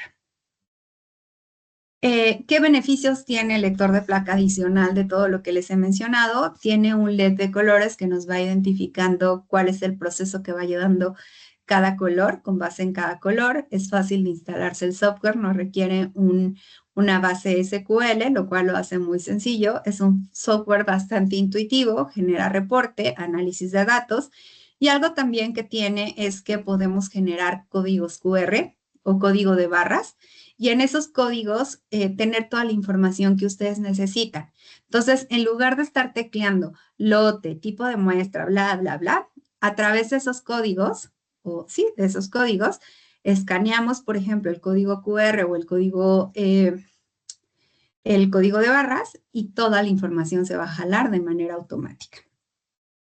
La herramienta de calibración es una tabla óptica trazable por NIST. Esto es muy importante, sobre todo para aquellos laboratorios que tienen certificación ISO 17025. Y bueno, tenemos una gran o una amplia variedad de placas que el equipo lee actualmente. Otra de las plataformas que podemos también utilizar para el análisis es Soleris. Esta es una metodología también rápida. Está diseñado para el reemplazo de la metodología tradicional. Nos ayuda a interpretar fácilmente los resultados, permite la liberación pues, más rápida de tiempos. ¿Y en qué se basa o cuáles son los componentes que necesitamos para esta metodología? El instrumento, que son módulos como lo vemos en la imagen, el software, y los viales. En estos viales viene el medio de cultivo líquido y nosotros vamos a adicionar una alícuota con base a la especificación o bien si necesitamos que sea solamente presencia-ausencia, pues vamos a adicionar 1 mililitro. Si es por especificación, pues adicionaremos una alícuota con base a la dilución.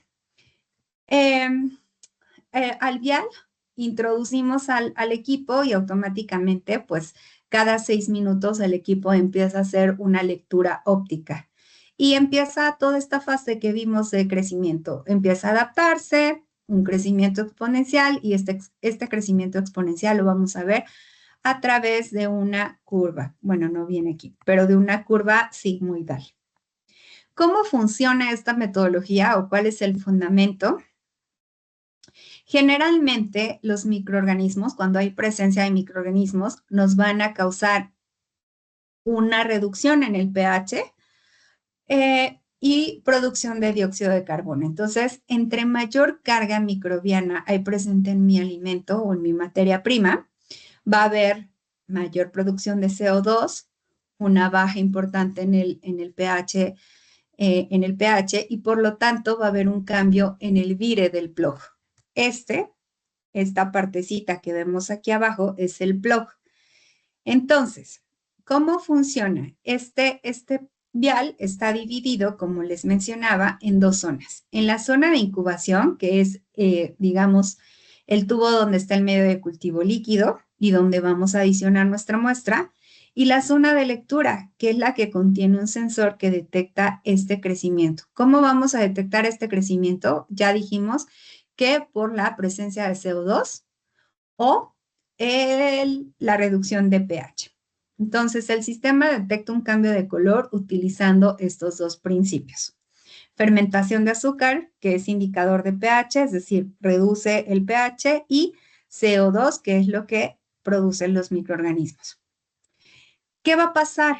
Insisto, a mayor carga microbiana, pues esta lectura va a ser más rápida y por lo tanto los resultados los vamos a tener en menor tiempo a los convencionales. ¿Cuáles son los métodos que tenemos presente en este tipo de metodología? En el caso de las placas Petrifilm, pues es un método cuantitativo, a excepción, ojo, a excepción de Listeria spp y de Salmonella, aunque Listeria spp tenemos inclusive los tres métodos de cuantificación, quali, quanti y semi-cuantitativo, por tratarse de Listeria spp en ambientes y superficies. En el caso de Salmonella sí es presencia-ausencia y todos los demás microorganismos son cuantitativos. Pero en este método de Soleris tenemos estos dos métodos de prueba, es decir, presencia-ausencia. Generalmente presencia-ausencia lo utilizamos para productos pasteurizados o ultrapasteurizados. ¿Por qué? Porque es una esterilidad comercial. Pretendemos que no debe de haber carga microbiana, pero por si acaso, pues si hay, va a haber carga. O sea, no vamos a cuantificar, simplemente pues quiere decir que hubo una falla en el proceso. Entonces, presencia-ausencia, ¿hay o no hay? También con respecto a especificación, ¿a qué nos referimos con esto? Si yo, por ejemplo, quiero evaluar mi producto y la especificación, voy a decir un ejemplo hipotético. Yo hago galletas galletas con chocolate. Y la especificación de mesófilos aerobios es menor a 500 UFC de mesófilos aerobios, menor a 10 UFCs de coliformes, menor a 10 hongos y levaduras. Esa es mi especificación. O sea, yo no puedo rebasar de esos niveles. Entonces, lo que hago es cargar esas especificaciones en el producto y en el momento en que alguno de estos parámetros esté fuera de especificación, automáticamente, pues me va a dar una curva sigmoidal y me va a detectar pues que hay esa carga. No voy a saber cuánto. O sea, si me da un resultado positivo, significa que, por ejemplo, en el caso de hongos y levaduras, que me diera un resultado positivo. Pero yo quiero saber cuántos hongos y cuántas levaduras, este dato no me lo va a dar porque es bajo especificación. Quiere decir que si el equipo detectó que a partir de 10 ya las leyó, o sea, ya captó esa lectura, entonces nos lo va a dar como un resultado positivo. Pero pueden ser 10 exactas o pueden ser 11 o pueden ser 1000 o pueden ser 10,000. Eso sí no lo vamos a saber. Estas son las pruebas que tenemos disponibles. Es importante mencionar que muchos de los viales están validados por la USP. Otros tienen aprobaciones AOAC y Microval. Y tenemos pues tanto para microorganismos indicadores, para microorganismos índice, como el grupo de las enterobacterias, Staphylococcus aureus, y algunos patógenos. Ojo, Salmonella solamente está validado para productos nutracéuticos. Y por último, que justo ya estamos a tiempo, por último, bueno, platicarles que tenemos este equipo que es llamado método de detección molecular. Este sistema de detección molecular tiene un fundamento importante que es la amplificación isotérmica y la detección por bioluminiscencia, es decir, a través de esta reacción que se forme o que se produzca internamente con mi muestra previamente enriquecida y lisada, se une con los primers y esto va a generar luz. Al generarse luz va a producir una curva y automáticamente nos va a indicar la presencia de este patógeno o del patógeno que estemos buscando. ¿Por qué es importante implementar esta metodología? Bueno, es una metodología que nos da resultados en 24 más menos 2 horas. Es muy fácil de llevar a cabo, es una prueba muy intuitiva. Tenemos pocas transferencias. Recordemos que entre menos transferencias tengamos en un método, es mucho más fácil y factible, porque entre mayor cantidad de transferencias el error humano aumenta y por lo tanto los resultados pueden ser no confiables. Menor contaminación cruzada, aprobaciones internacionales AOAC y AFNOR. El software es muy intuitivo y el hardware es robusto. Tenemos un portafolio bastante amplio. Si bien hace algunos años teníamos el análisis de los microorganismos patógenos comunes en la industria, como era Salmonella spp, Listeria spp, Listeria monocitógenes, Cronobacter, Campylobacter, E. coli 157, pero hoy en día la necesidad, sobre todo en la cuestión de Salmonella, como es el patógeno número 1 a nivel mundial, pues quizá también por eso las necesidades se han volcado a este patógeno, pero no dudo que próximamente pues Listeria también nos pidan cuantificar y entre otros patógenos. Pero derivado de esto, la USDA especifica que para ciertos procesos, sobre todo de la industria avícola, es decir, para ciertas intervenciones, tengan que evaluar el antes y el después de cada intervención. Y para esto es necesario saber cuántas unidades formadoras de colonias de Salmonella tenemos presente. Entonces, ante esta necesidad, pues ya tenemos un kit para cuantificación de Salmonella. Pero sorpresa, otra sorpresa en este día. Pues resulta que las 2 especies más importantes que causan enfermedades transmitidas por alimentos y que están asociadas principalmente a recalls son 2 especies en particular, Salmonella enteritidis y Salmonella typhimurium. Recordemos que Salmonella tiene aproximadamente 2.500 serotipos. Imagínense, pues tener una prueba con 2.500 serotipos es una locura y no todos no todos afectan, digamos, a la salud de los individuos. No todos están presentes en los alimentos. Entonces, estas dos en particulares son las más importantes, saber si están o no presentes. Entonces, también, ante esta necesidad, tenemos un kit de Salmonella tipificación para Salmonella enteritidis y Salmonella typhimurium.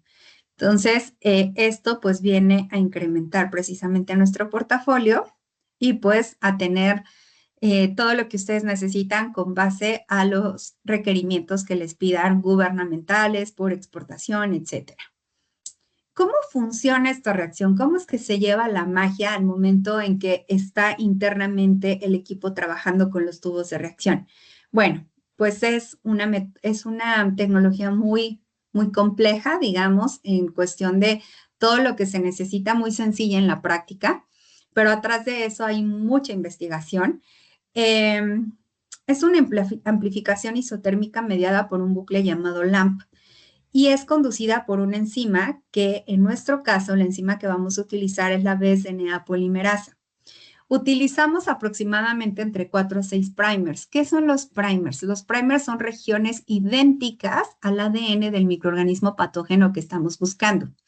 Entre mayor cantidad de primers tengamos, mayor va a ser la sensibilidad y especificidad de encontrar al patógeno que estamos buscando. Y esto es súper importante porque de repente hay métodos en el mercado, sobre todo los PCRs, que tienen solamente 2 primers, al inicio y al final de la cadena de ADN. Entonces, al nosotros tener mayor cantidad de primers al inicio, al final y en las partes intermedias, va a tener mucha más especificidad. En el caso particular, por ejemplo, de Proteus y Citrobacter, que son enterobacterias, tienen características muy similares a la salmonela, muy similares, solo que la salmonela tiene ojos verdes, Proteus tiene ojos azules y Citrobacter tiene ojos café. ¿Tienen ojos las tres? Sí, las tres tienen ojos, pero el grado de especificidad que tiene nuestro método es tan importante y tan específico que se da cuenta que el color de ojos es azul, mientras que los otros, el color de ojos no es el que corresponde a la salmonela y por lo tanto no se unen los primers a estas enterobacterias. Caso que sí pasa con un PCR. O sea, dice, ya con que tenga ojos es más que suficiente, por lo tanto me uno y doy un resultado falso positivo. Entonces se unen estos primers generando pirofosfatos de manera exponencial, que a su vez se convierten en ATP mediante la ATP sulfurilasa. La luciferasa usa este ATP para generar luz y es por eso que vamos a ver a través de una curva un resultado positivo. Si nuestra muestra no tiene el patógeno, entonces estos primers no se van a unir a la región del ADN porque no está presente.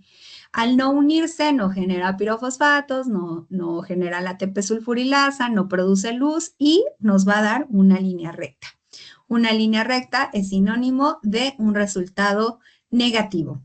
Y si nos damos cuenta, también los resultados se dice que es en tiempo real. Es decir, cuando tenemos resultados positivos, el 98% de las veces siempre los vamos a tener entre los 15 a 25 minutos de haberse llevado la reacción. Algo que también tenemos como un valor agregado en nuestra metodología es precisamente contar con un control matriz. ¿Para qué nos sirve el control matriz? Bueno, este tiene como objetivo el garantizar que no haya inhibición de la reacción con algunos componentes de nuestra muestra, ya sea materia prima, producto terminado o superficies. ¿Por qué superficies? Porque las superficies son tomadas después de la desinfección. Entonces puede haber restos importantes de desinfectante que si bien no tomamos la muestra con un caldo létino, un caldo neutralizante, pues puede ser un factor que no nos esté causando pues esta neutralización. Entonces, este control matriz lo corremos a la par con nuestra muestra ya alisada. Y si nos da una curva, significa que no hay inhibición de la reacción. Ojo, si nos da una curva el control matriz, como si fuera un positivo, pero importante decir que el control matriz no tiene los primers específicos del patógeno. Por eso esa curva no está relacionado a que sea un resultado positivo, sino únicamente nos indica curva. Quiere decir que todo el haz de luz pasó por el tubo de reacción y que no hubo nada que inhibiera la reacción en el equipo. Aquí podrían preguntarse muchos, y cada vez que yo corro una prueba, tengo que correr el control matriz. O sea, si yo, por ejemplo, hoy analizo leche en polvo, voy a decir una burrada. Leche en polvo, mañana me toca analizar leche en polvo. Entonces, hoy y mañana tengo que usar el control matriz y la respuesta es no, nada más la primera vez.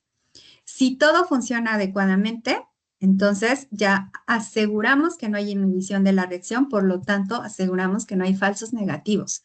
Que recordemos que en un análisis o en un método de patógenos es mucho más grave tener falsos negativos que falsos positivos. Entonces ya aseguré. Entonces mañana que vuelva a analizar leche en polvo, ya no tengo que volver a correr la prueba de control matriz, a menos que investigación y desarrollo o producción me diga, ¿sabes qué, Fe? Pues resulta que ahora compramos la leche en polvo con otro proveedor.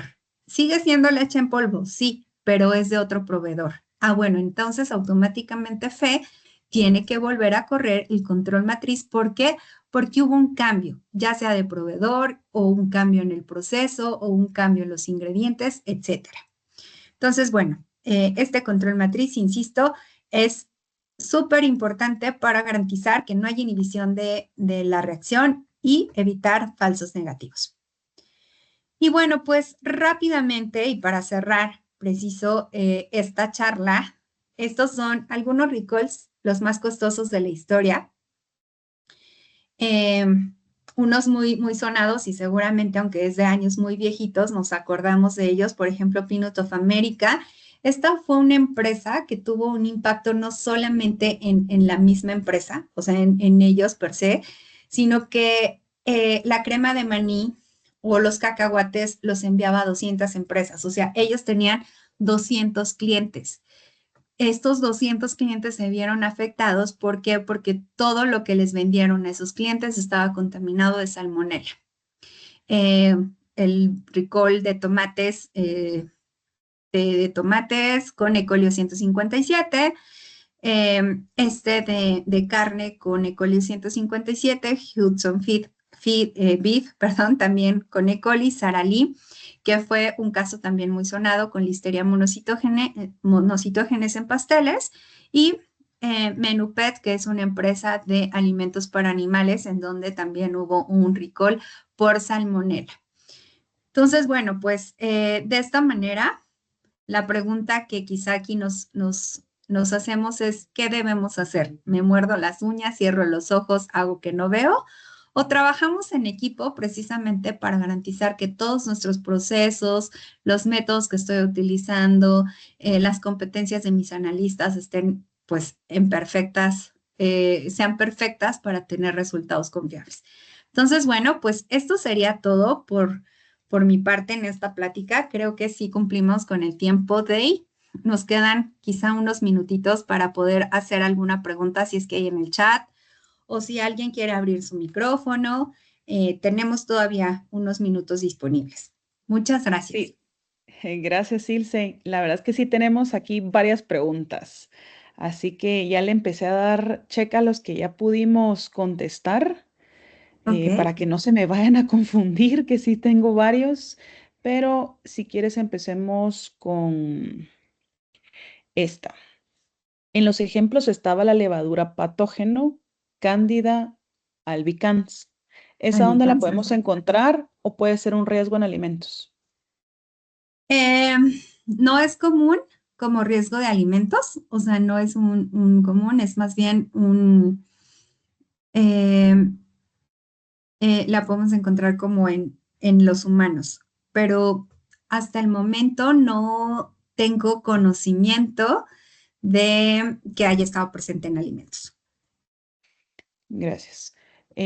¿Cuál es la diferencia entre microorganismos indicadores y microorganismo índice? Los indicadores son aquellos que nos van a causar una afectación en las características organolépticas de mi producto de manera muy visible. Bueno, de hecho, los dos. porque también dentro de los índices, pues podemos tener a las bacterias acidolácticas, por ejemplo, que esas, como mencionaba, se dividen en grupos en homo y heterofermentativos. Pero los índices se caracterizan también porque son una puerta o son una antesala a la posible presencia de patógenos, por ejemplo, las enterobacterias. Como les mencionaba, dentro de los microorganismos índice están aerobios, coliformes, E. coli, hongos y levaduras.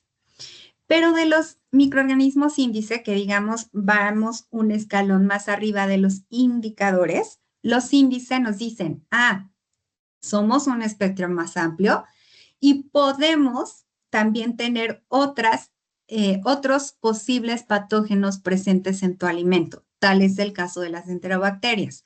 O, por ejemplo, otro de los microorganismos índice que están en este grupo son los estafilococos.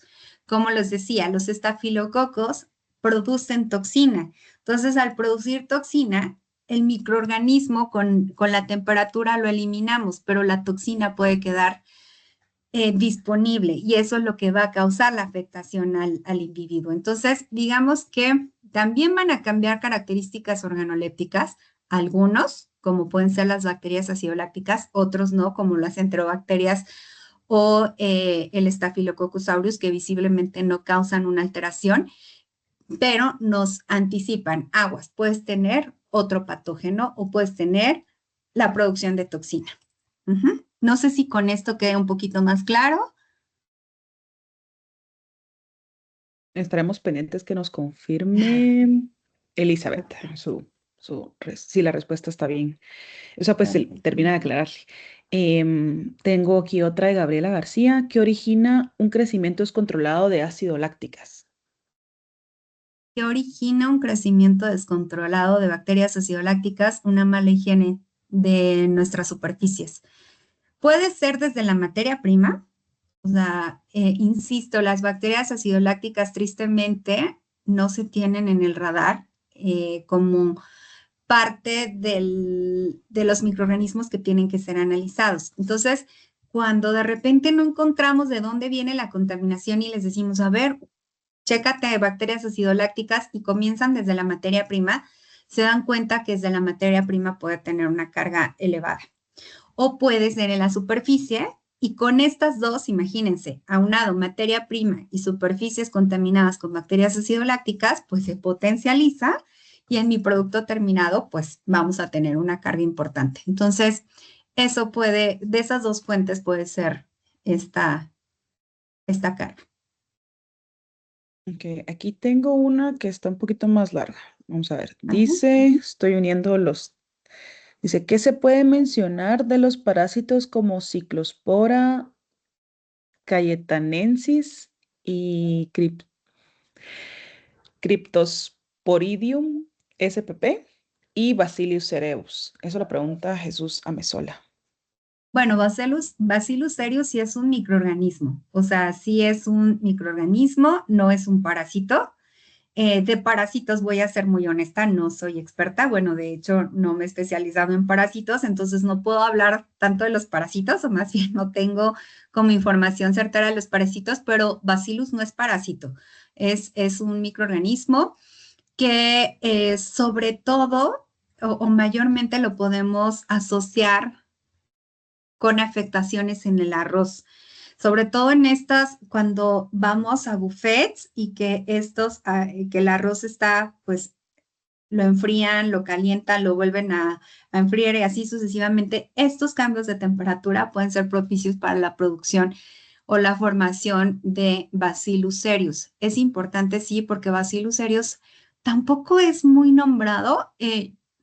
Ahorita que lo mencionas y gracias por sacarlo a colación, Bacillus cereus podríamos considerarlo como un microorganismo índice porque sí causa afectaciones importantes en el individuo. Entonces, insisto, el arroz es como el alimento más comúnmente, pero puede estar presente también en cremas, en postres, En productos lácteos, por ejemplo, si hay una contaminación en el proceso, Bacillus cereus me puede estar causando una alteración en las características organolépticas de mi producto. E insisto, también la afectación en los humanos es una afectación mucho más ruda que si hay presencia solamente de bacterias acidolácticas, perdón, de mesófilos aerobios en grandes cantidades.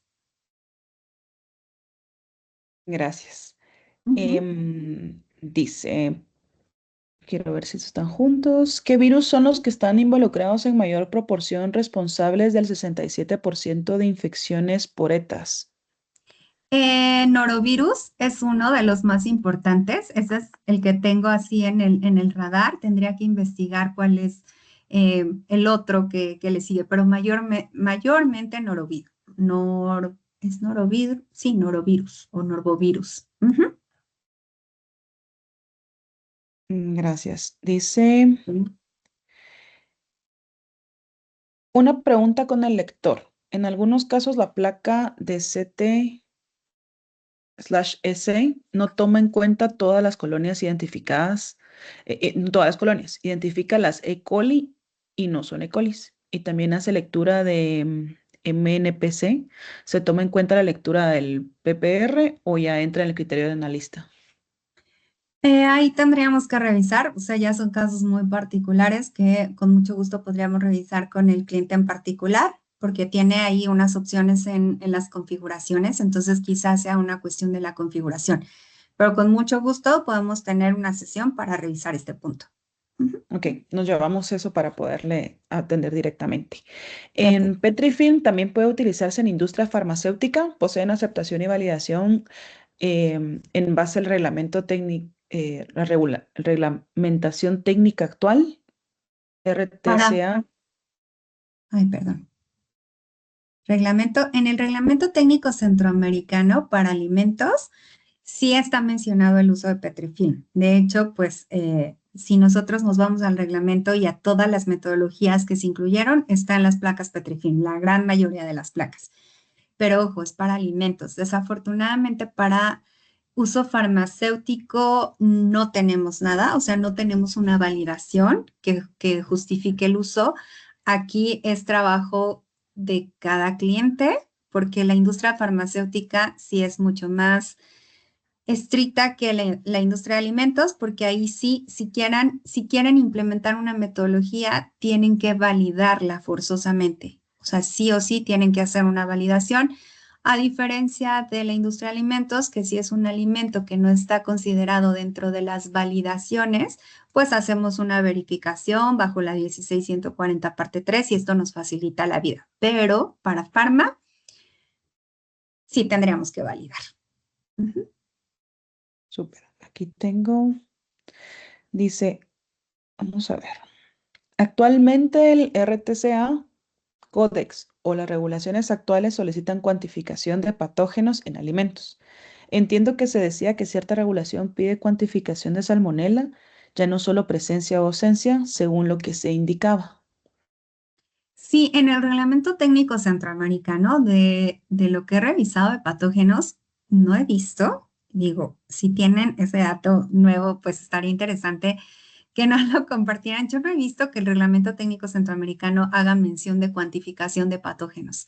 Esto lo dice la USDA y la USDA lo sacó aproximadamente hace un par de años, quizá un poco menos que, insisto, con base a las intervenciones, pues sí era necesario saber el antes y el después de la carga del patógeno cuantificable, pero no lo he visto en el reglamento técnico. Igual me lo llevo de tarea, pero eh, no me parece que sea una obligación que nos esté pidiendo el RTCA, pero sí la USDA. Ujú. ¿Con el MDS se da un resultado final o es necesaria la confirmación? Oh, y esa es la pregunta de los 54,000 y me encantaría decir, este es el resultado confirmativo, porque nada, o sea, y tristemente, o sea, tristemente el método tradicional no va a superar a un método de detección molecular.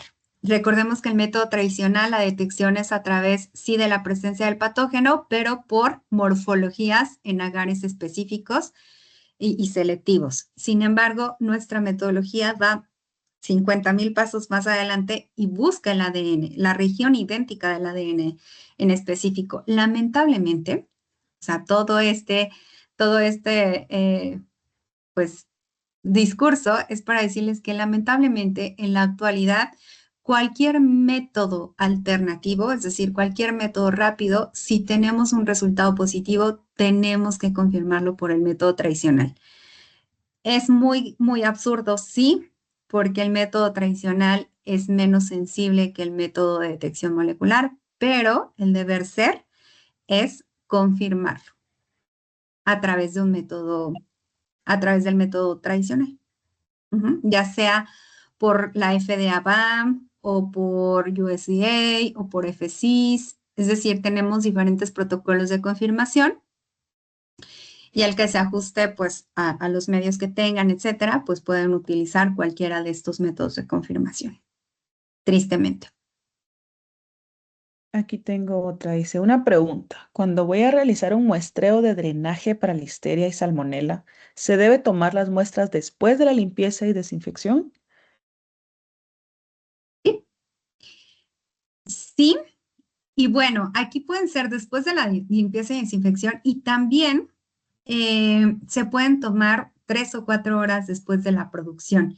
Ojo, siempre y cuando la toma de muestra no se vea involucrado, porque de repente, pues, la coladera puede estar muy cerca a una máquina de proceso, entonces ahí sí sería súper riesgoso que mientras esté el proceso nosotros hagamos nuestro muestreo porque podríamos ser un vector de contaminación, pero sí probablemente en coladeras o drenajes mucho más alejados de nuestra área de proceso.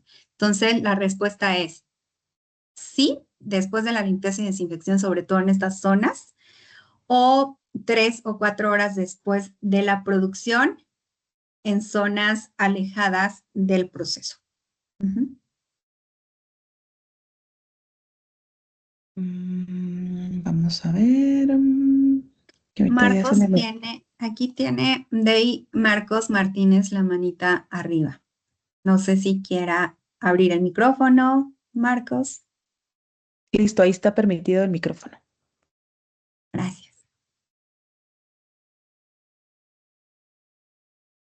Buenos días, Silsi. Hola, Marcos, Mi buenos días. pregunta es la siguiente. Como tenemos el método SMDS, para este método pueden haber muestras que nos dé falsos positivos y en ese caso que se den muestras falsos positivos es porque se puede haber contaminado el área donde se está realizando los análisis. Cuando hablas del método SMBS, ¿te refieres al método No, de detección molecular? detección molecular, correcto. El de patógenos. El de patógenos. Sí.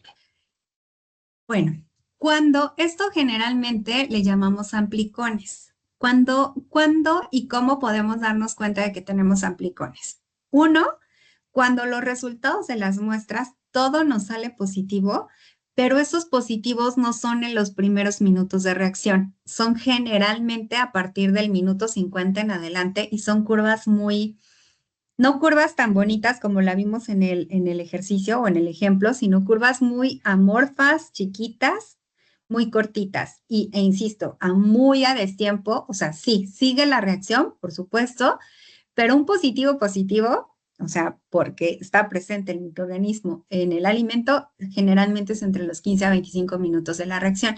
Entonces, una puede ser esa